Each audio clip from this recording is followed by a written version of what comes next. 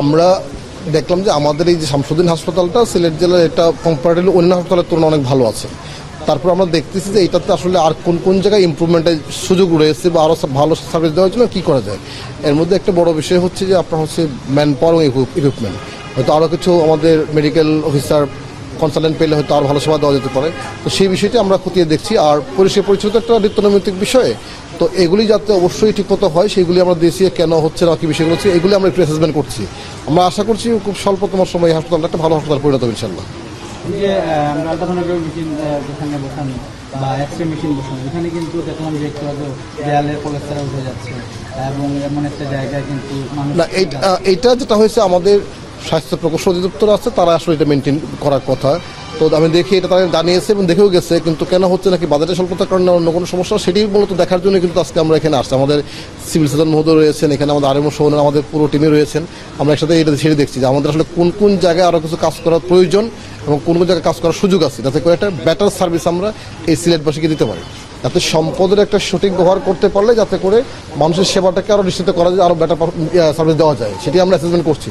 আমরা আশা করছি কিন্তু স্বল্পতম সময় ইনশাল্লাহ ভালো কিছু আপনারা দেখতে পাবেন। গতকালকে সাংবাদিকদের সাথে মতবিনিময় আপনি বলেছিলেন এবং আগেও বলেছিলেন স্বাস্থ্যকে ফার্স্ট প্রায়োরিটি দিবেন। গতকাল বলেছিলেন ওসমানী মেডিকেল হাসপাতাল পরিবেশ নিয়েও কথা বলছিলেন, আজকে ভিজিটে যাওয়ার কথা রয়েছে, আজকে যাবেন কিনা? না, আজকে যাবো না, কারণ ওইখানে আমরা যেদিন পরে যাবো সব হাসপাতাল তো একদিনে দেখা যাবে না। আমরা টার্ন বাই টার্ন দেখবো এবং সব সমস্যার সমাধান একদিনে করা যাবে না। কারণ এখানে যেটা হয়েছে কি, আমাদের হেলথ সেক্টর অনেক বড় একটা সেক্টর, প্রচুর মানুষকে সেবা দিতে হয়, 24 ঘন্টা সার্ভিস দিতে হয়, এটা অনেকগুলো স্টেক হোল্ডার এটা ইনভলভ, কাজটা কিন্তু অনেক চ্যালেঞ্জিং।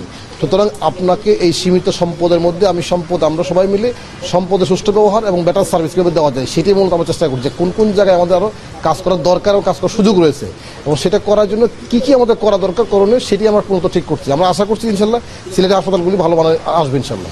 আরেকটা বিষয় হচ্ছে যে এখানে বিগত সময় আমরা শুনেছিলাম যে জেলা শিশু হাসপাতাল স্পেশালিস্ট একটা চিলড্রেনের জন্য শিশু হাসপাতাল হবে এবং আরেকটা হচ্ছে পার্শ্ববর্তী যেটা জেলা হাসপাতাল হবে এবং অবকাঠামো তৈরি করা আছে, সব কিছুই রেডি করা আছে, খুব সুন্দর একটা প্লেসমেন্টে।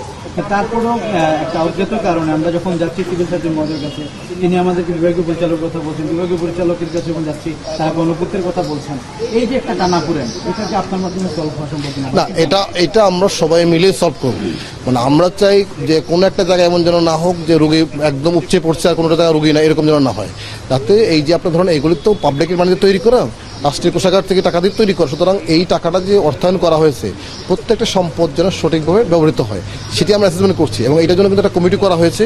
আমরা আশা করছি খুব স্বল্পতম সময়ে কিন্তু একটা ভালো সিদ্ধান্ত আমরা বুঝতে পারবো এবং সেটা সুফল জনগণ পাবে ইনশাল্লাহ।